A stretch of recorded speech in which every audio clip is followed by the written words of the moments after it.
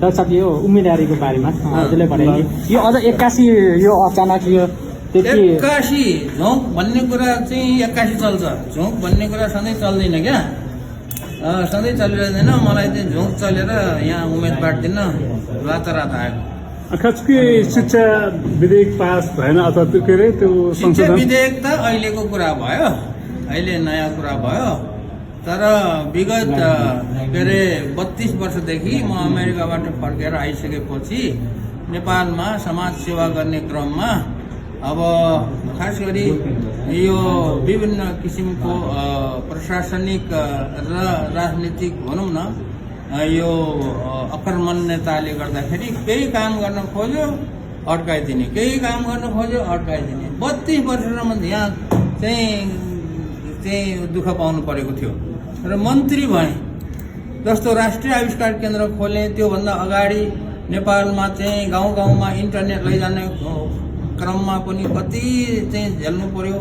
नेपालमा चाहिँ पर्यटनको विकासको लागि चाहिँ अब ट्रेकिङ रुटहरू खोल्ने, ठाउँ ठाउँमा यताउता गर्ने कामहरू गाउँ गाउँमा लैजाँदाखेरि पनि कति दुःख झेल्नु पर्यो प्रशासनबाट। अनि अब नेताहरूको चाहिँ के अरे उसबाट अयोग्यताबाट अनि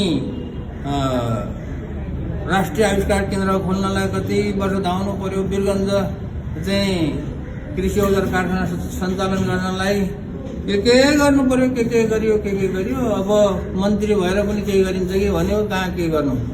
मन्त्री भएर पनि अनेकौं किसिमका यो जुन एउटा सञ्जाल छ, यो चाहिँ सञ्जाल कस्तो छ भन्दाखेरि त्यो सञ्जालले गर्दाखेरि अगाडि बढ्न दिँदैन राम्रो। त्यसैले यो सुशासन भएन, त्यो पनि एउटा कुरा भयो। र दोस्रो प्रमुख काम चाहिँ म यहाँ चाहिँ कुरा के हो भन्दाखेरि देशको अर्थतन्त्र नसुध्रेर देशमा चाहिँ एकदमै के अरे यो रोजगारीको सिर्जना नभएर विदेशमा युवाहरू पलायन हुनेदेखि लिएर दर्दनाक घटनाहरू कति सुनिन्छ, के हुन्छ।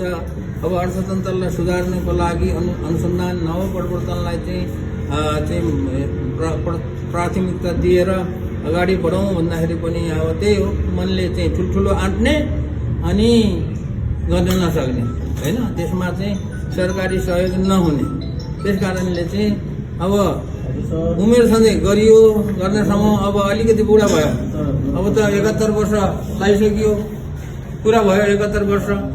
अब पनि समय नभएको हुनाले अब अलिकति समय बाँकी छ। त्यो अलिकति समय बाँकी रहेको समयमा केही न केही गर्नु पर्यो भन्ने कुरा एउटा कारण भयो, प्रमुख कारण।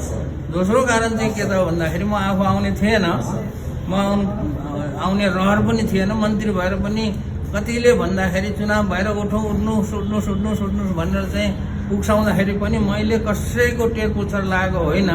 तर अन्तिम घडीमा चाहिँ के हो त भन्दाखेरि अब युवाहरू यो जुन छ, युवाहरूले केही ढङ्ग ल्याउलान्, राम्रो गर्छन् कि भनेको युवाहरूको पनि त्यति ढङ्ग देखिएन।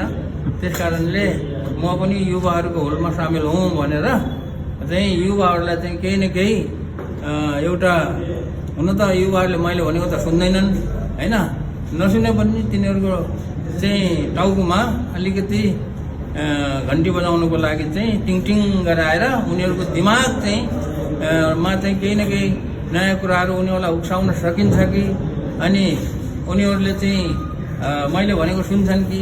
एउटा बाहिरबाट बसेर त सुन्दैनन् होला, तर एउटा सांसद भएर उनीहरूलाई चाहिँ केही न केही उनीहरूको लाई चाहिँ के अरे प्रोत्साहन गर्न सकिन्छ कि भन्ने हिसाबले चाहिँ अब यो अहिलेको चुनावमा नेपालको अब 77 जिल्लामा कति उम्मेदवारहरू युवा छन्। त्यो सबै युवा उम्मेदवारहरूलाई चाहिँ ल राम्रोसँग ढङ्ग ल्याउनु पर्छ, ढङ्ग ल्याएन भनेदेखि फेरि देश चाहिँ डुब्छ। यो चाहिँ एउटा एक किसिमले अन्तिम चान्स हो भन्ने किसिमको एउटा सन्देश दिनको लागि चाहिँ म चाहिँ अहिले उम्मेदवार भएर उठेको हो। यो रातारात उठेको हो, लो अरू कुरा जान्दैन। यो अहिले